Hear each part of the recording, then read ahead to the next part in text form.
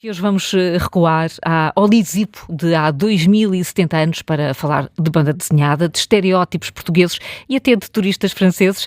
José Manuel, bom dia. Há pouco já tinhas dito que Asterix não era assim aquilo que tu mais lias na tua infância, mas que sempre esteve presente. Ainda é divertido lê-lo? Ainda é divertido lê-lo. Enfim, eu tenho a ideia que reagi mais entusiasticamente a outros, mas não tive agora, nem sequer tenho a coleção, portanto não pude ir voltar a folheá-los para ver o que é que tinham, depende dos fãs. Eu penso que a primeira banda desenhada que tive, ainda nem sequer era em português, ainda foi comprada em francês, foi um álbum do Tintin. Sim. Já não sei qual, talvez Tintin da América, tenho ideia. Foi o que os meus pais compraram, que eu li em primeiro lugar. Depois apareceu ali pela final dos anos 60, por aí, mais ou menos, eu imagino que tenha sido 68, 69, apareceu a revista Tintin em Portugal, e a revista Tintin já abre uma... A revista Tintin era uma lógica muito diferente. Falou-se isto no último pop-up, que era, as bandas desenhadas eram feitas para ser publicadas uma ou duas pranchas por semana, e não álbuns, como agora é o caso, não é? Portanto, todas as semanas. Aliás, há uma coisa que é muito... o Tintin não é muito exemplar disso. O Tintin não, perdão, o Asterix talvez não seja o melhor, e hoje em dia isso já não faz muito sentido. Acho que quem ler, por exemplo, uma das bandas desenhadas que eu gostava mais, e que agora também, enfim, já vamos a isso, que é o problema da passagem de testemunho, que é o Black Mortimer. Se lermos bem, o Black Mortimer é super denso sempre. Sim. Tem imensos quadradinhos, imenso texto por página. Mas se olharem com atenção para o último quadradinho de cada página, é sempre um momento de suspense. Há sempre ali qualquer coisa que obriga a ficar à espera do próximo. A virar a página. A virar a página na altura era ficar à espera da próxima edição. Havia o Tintin, não é? Portanto, havia o Pilote, que era aquela de onde era publicado o Asterix. Eu creio que na revista Tintin em Portugal nunca foi publicado o Asterix. Foram publicados outros. Os autores originais do Asterix tiveram algumas figuras que até desapareceram completamente da memória. Eu já nem me lembrava ontem, quando estava a ver o que é que o Derzo era o Goscinny e o Uderzo eram os criadores iniciais, e o Goscinny foi criador também de uma outra, que eu já nem me lembrava, nem sabia que era dele. Além de ter sido feito com o Morris o Lucky Luck, Sim. O famoso Lucky Luck, fez um papá, que é uma coisa que provavelmente os mais novos nem farão ideia do que é que era. Um papá é um índio, é uma história de índios, mas é ao contrário, portanto é um índio. Pronto, mas enfim, tudo isso foi já há muitos anos. A banda desenhada perdeu um bocadinho o fascínio que tinha, sobretudo, julgo eu, pós mais novos. Hoje em dia talvez tenha sido mais substituído por outras... Que hoje os miúdos já sei o que é o índio, sim. Como jovens adultos e adultos, interessaram-se também por outro tipo de banda desenhada. Os japoneses passaram a ter uma enorme preponderância. Sim, não havia japoneses. Não havia, quer dizer, ou havia só lá para eles mesmos, não é? Quer dizer, havia muitos livros quadradinhos. Embora, se tu leste o Black Mortimer, terás percebido a influência de algum tipo de gravura japonesa ou uso da cor na criação. Eu não percebi, porque eu não vi nada japonês, não vi nada. Não, estou a falar a ti, quando vais procurar gravura japonesa anos 40, anos 30, aí sim. Percebe-se que há ali um uso da cor em que há provavelmente, ele viu muita coisa, não é? E portanto sim. Mas o Black Mortimer moderno tem muito menos graça que os originais. Eu sou, como sabes, sou parte interessada, porque eu fiz revisão do Black Mortimer, do Marca Amarela para Portugal, portanto se acharem que está mal. Mas isso é do Marca Amarela? Isso é o mais... Depois fiz de muitos outros. Sim. E de outras bandas desenhadas. Tenho a dizer, como ganhava a página que eu preferia, era uma que era considerada semi-erótica, porque aquilo era só A, U, A, e portanto era a melhor, porque era paga para dizer se aquilo estava conforme a Portugal.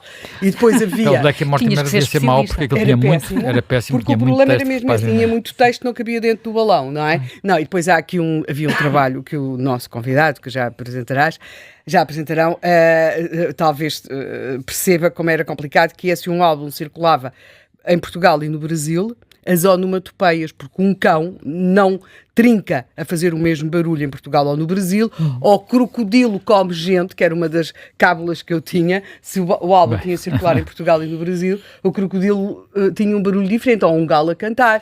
Sim, mas havia muita coisa que não eram álbuns, consumiam-se pelos brasileiros. Os Disney originais cá eram todos edições brasileiras de Abril, portanto... mas ainda eu comecei a ler quadradinhos antes disso, não com as revistas clássicas, porque essas já não são do meu tempo, mas com umas coisas que se vendiam muito baratas, o Kit Carson e umas coisas assim que eram como é que era, Major Alvega, que eram uns heróis. Bem, mas dito isto, vamos ao Asterix. Ora bem, como tu disseste, há um personagem aqui que é antigo, não é? Sim. Só que nós nem sabíamos como é que ele se chamava, que não tinha nome no domínio dos deuses, agora chama-se Tristez. Tristez. E é bem o sinal de que como este álbum, mas também não é só este álbum, de alguma forma os álbuns do Asterix, até porque é uma coisa que são para ser lidos por miúdos e por menos miúdos, talvez não tanto como dos 7 aos 77, que era o Tintin, mas com essa perspectiva, os álbuns do Asterix exploram muito aquilo que são os clichês, não são os preconceitos, são os clichês relativamente aos povos, à história e por aí adiante, não é? Quer dizer, num álbum que é, por exemplo, os Bretões.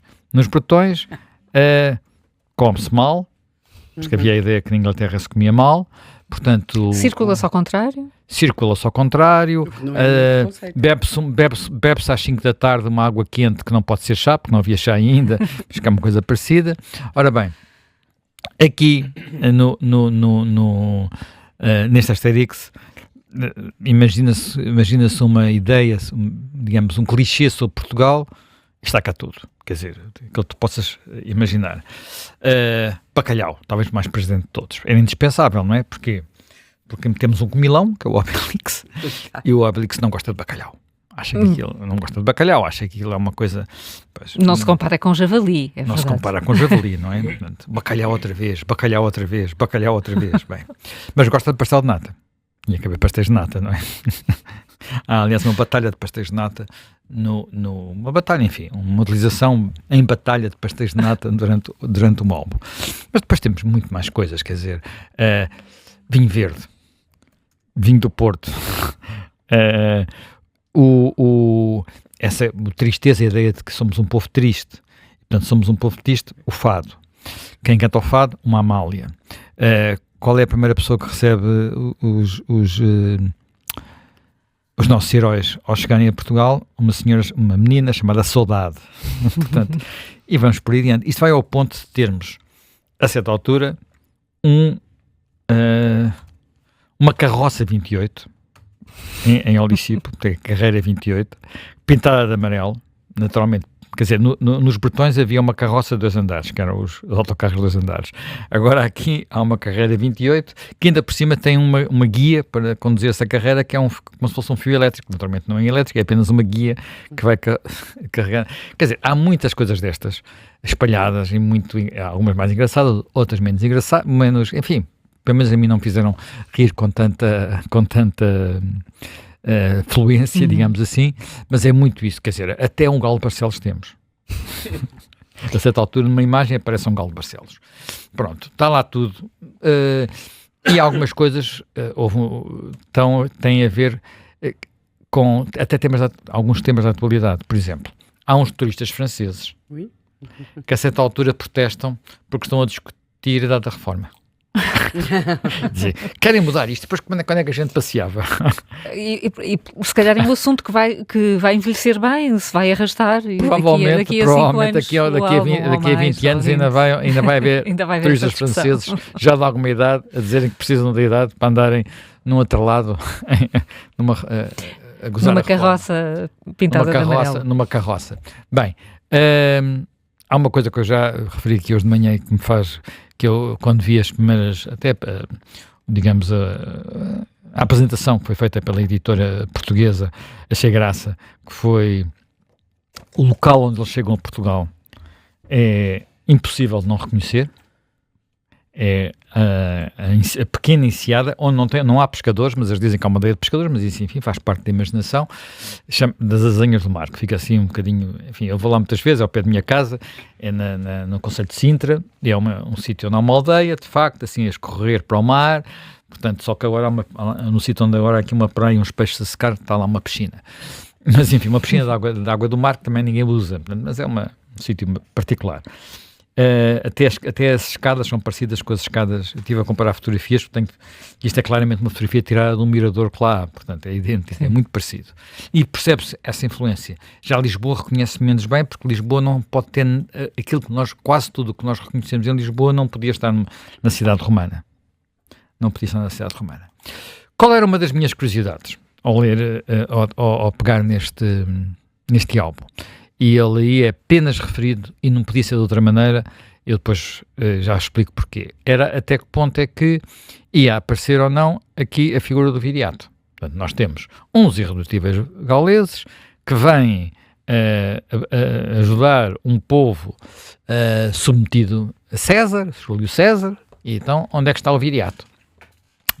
Ora bem, como sabes, os nossos gauleses estão sempre a falar do Vercingetorix, portanto, que é o herói gaulês das lutas contra César, portanto, que acaba por ser derrotado em Alésia. A palavra nunca se pode citar nos álbuns do Asterix, porque Alésia é tabu, não é? Portanto, e eu pensei, bem, porque é que o viriato não aparece aqui ao vivo? Porque o viriato viveu 100 anos antes do Vercingetorix, portanto, é anterior.